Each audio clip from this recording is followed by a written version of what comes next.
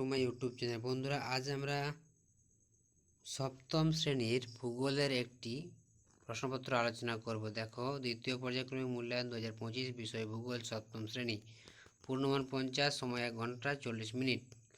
সংক্ষিপ্ত প্রশ্নের উত্তর দাও। 1 গুণ 10 সমান 10। 10টি করতে হবে। এখানে দেখো, পৃথিবীর ছাদ বলা হয় কাকে? পামের মালভূমিকে। দুটি নদীর মধ্যবর্তী অঞ্চলকে কী বলে? দোআব বলে। কোন শিলায় জীবাশ্ম দেখা যায়? পাললিক শিলায়। সাহারা শুষ্ক নদী খাতগুলোকে কী বলে? ওয়াদি। আফ্রিকার নাতিশীতোষ্ণ তৃণভূমির নাম কি? ভেল্ট। গ্রস্ত উপত্যকা দেখা যায় স্তূপ পর্বতে। ভারতের একটি অন্তর্বাহিনী নদীর নাম কি? লুনি। ইতালির একটি আগ্নেয় পর্বতের নাম কি?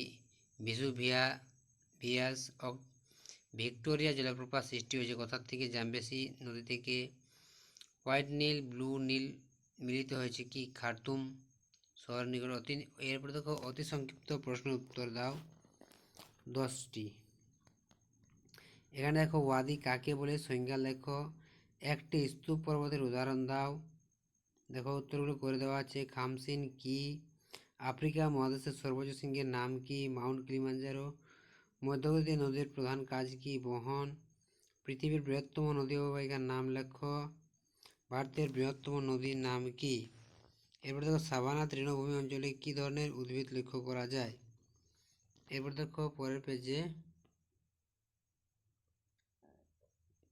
এখানে দেখো, এখানে আরেকটি প্রশ্নপত্র, সঠিক উত্তরটি বেছে নিয়ে লেখো।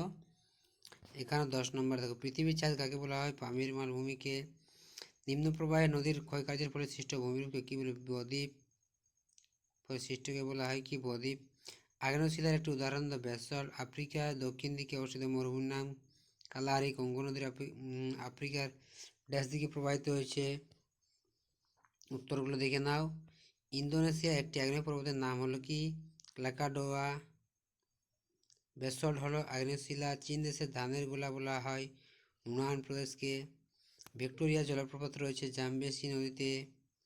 বালির স্তূপ জমা হয়ে পাহাড়ের মতো তৈরি হয়ে থাকে বলা হয় কি? আর্গ।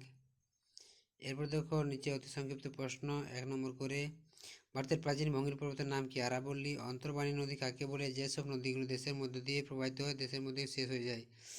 রেগলিত কাকে বলে? ভূপৃষ্ঠে ভেঙে যাওয়া শিলার চূর্ণ বিচূর্ণগুলোকে রেগলিত বলা হয়। বিশ্বের বৃহত্তম সামুদ্রিক তৈলখনির নাম কি? সাফানিয়া। জিব্রাল্টার প্রণালী কোথায় আছে? ইউরোপ ও আফ্রিকার মাঝে।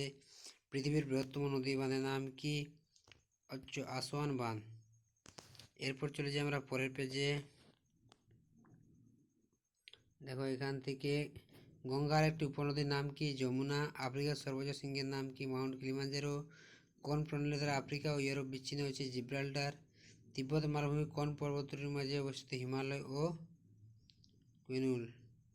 এবার দেখো, অনধিক 30টি শব্দ লেখো। উত্তর।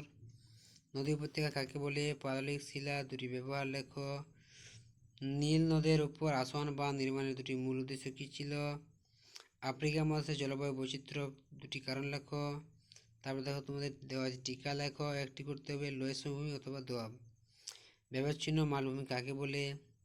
এরপর দেখো, 3 মার্কের 4টি প্রশ্ন করতে হবে। 3 4 12। স্তূপ পর্বত কাকে বলে? উদাহরণ দাও। পাললিক শিলা কাকে বলে? নদীর মধ্যগতির বৈশিষ্ট্য লেখো। মানব জীবনে পার্বত্য অঞ্চলের 3টি প্রভাব উল্লেখ করো।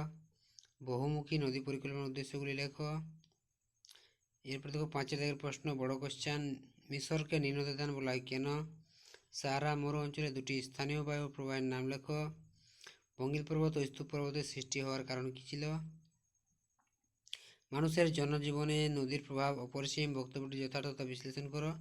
চিত্রসহ অশ্বক্রাকৃতি হ্রদ কাকে বলে? পাললিক শিলা কাকে বলে? কীভাবে তৈরি হয় তা লেখো। তো বন্ধুরা, এই ছিল সপ্তম শ্রেণীর ভূগোলের দুটি প্রশ্নপত্র। যদি ভিডিওটি ভালো লাগে তো অবশ্যই লাইক, শেয়ার, কমেন্ট করে জানাবে এবং চ্যানেলে নতুন হলে অবশ্যই চ্যানেলটি সাবস্ক্রাইব করে রাখবে এই ধরনের নতুন নতুন ভিডিও পেতে।